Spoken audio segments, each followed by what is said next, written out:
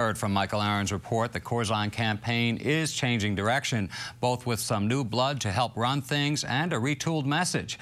The change comes as the governor continues to trail Chris Christie in the polls. State House correspondent Zachary Fink is here with us now with more on that story. Zach? Jim, thank you. We now know that some changes have been made internally. However, the campaign presents those changes as more like the addition of new voices or expanding the number of seats at the table, so to speak. However, others we spoke with today view those changes as a rebuke of what the campaign has been doing up until now. Corzine campaign insiders say too much is being made of the changes within the campaign. Yesterday, the governor confirmed that he is bringing in State House veterans Jamie Foxx and Bill Maher. But today at the Corzine campaign offices, it was business as usual. People within the campaign say the changes reflect the same core group of people, but the pool of talent is simply being expanded. In other words, key players like Maggie Moran and others remain in their positions, but now there are new voices to help shape message and strategy. But some analysts not associated with the campaign say those changes can only be read one way. You can spin it any way you want, you can frame it any way you want, but the bottom line is this: changes are being made. A lot of people who are there are staying there, but they're bringing in new people. And the question is this: if you didn't think you needed those people before, what are they doing now? Well, I don't really want to quibble about semantics, but what they're obviously doing is ensuring that people who have been successful in previous campaigns are coming in and are able to have a leadership role in making sure that John Corzine wins re-election in November as well.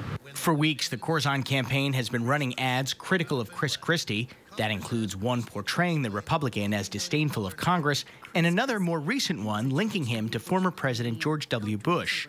The Corzine campaign points out that they began with issue ads about the governor, and they will likely circle back to those soon.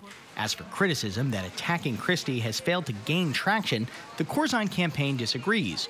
One insider who spoke to us anonymously says, in fact, Christie's so-called negatives have risen 20%, and Democrats who might have given the hard-charging Republican the benefit of the doubt have since been turned around.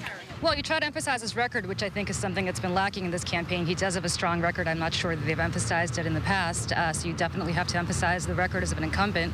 But at the same time, yes, you do have to focus your attacks on Chris Christie, and whatever those attacks have been, they have thus far maybe not been working as effectively as the campaign has hoped. You don't need to be a genius to figure out that if you're 10, 12, now 14 points behind, that there's a problem. Corzine, to his credit, realized it was a problem, made a move, and it's a lot better to make the move in the second week of August as opposed to the second week of October, where then it's way too late. People think you're panicking. Right now, it's a smart, strategic move. Frankly, Chris Christie has pushed Corzine into this position. Jamie Foxx has served in the McGreevey administration and has been credited with helping Democrats turn polling deficits around. Bill Maher previously worked with the once powerful former Bergen Democratic chairman Joe Ferriero. He is expected to make sure the governor is reaching out to key constituent groups and their leaders. Foxx will help out more with the strategic big picture. Corzine has brought in two very smart, savvy, very experienced, and let me say this, they like to get down there bare knuckles and fight it out. So my hope was that this would be an issue-oriented campaign where the candidates would look right into the camera and say what they really think. You can forget about that, because with the two new people who are on board, it is going to be a vicious blood feud. What is it, 85 days to the election? That's an eternity in politics. People keep saying that, but it's absolutely true. And he will absolutely be able to turn this around. He needs to focus his campaign, focus his message. Let surrogates like me and others know what that message is so we can carry it forward for him. But at the end of the day, he's got plenty of time to recover and win this election.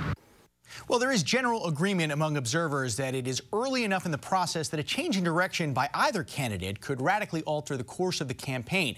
But the issue Corzine faces is his record. Depending on how you look at it, that is either a strength or a liability. But what is clear from elections past is that sometimes incumbents are punished for issues beyond their control.